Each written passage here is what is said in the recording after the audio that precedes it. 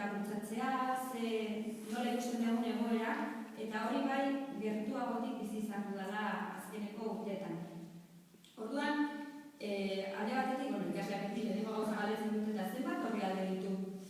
Eta hori da gutxi bali oso ondo.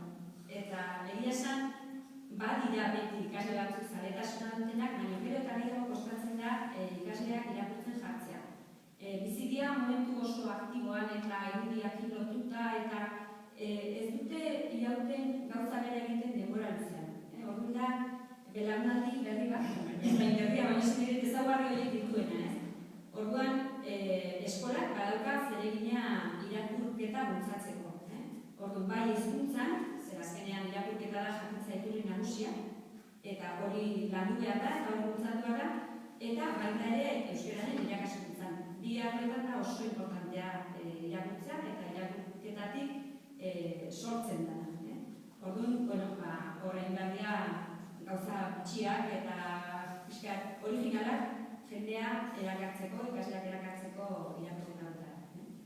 Orduan, hori da pixka bat gure lana, baina ikusten bideratu behar ditugula, naiz eta momentuz badirdi hizkuntzaren erabilera hitz egiten denean, azpimarratzen dela hitz egitea eta kalean entzutea, baina horren atzetik euskara importante batzuk daude eta da entzutea eta irakurtzea.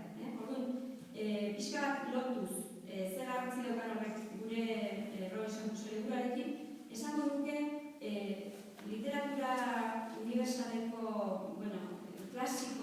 antzinako klasiko hauek ekartzen dutena dela zerbait berria, ezta? Orduan, hauen azan bere garaian kontatzen hastea, gauzak narrazioak, kontaketa bera. Orduan, hori da pixka bat aprobetxatu behar dena kontaketa. Lehenbizi, ahotsaren bidez kontatzen dira gauzak eta kontaketa horri ematen zaio entzumenaren bidez garrantzia hizkuntza ikasteko. Eta gero pasatzen dira irakurmenea eta irakurmen horrek ematen dio baita ere hizkuntzari aberastasuna gero komunikatzeko.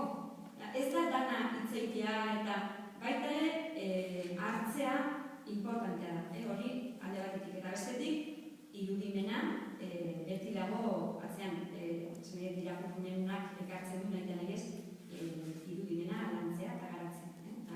Gauko gazteak daukaten bisualidade dana momentuan eta dana ikusteko dena, liburuak egingo dio beste baliabide bat garatu. Eta hori ere importantea da gure lanean eta gure egoeran, bai eskolan eta bai euskararen erabileran, eta euskararen ikaskuntza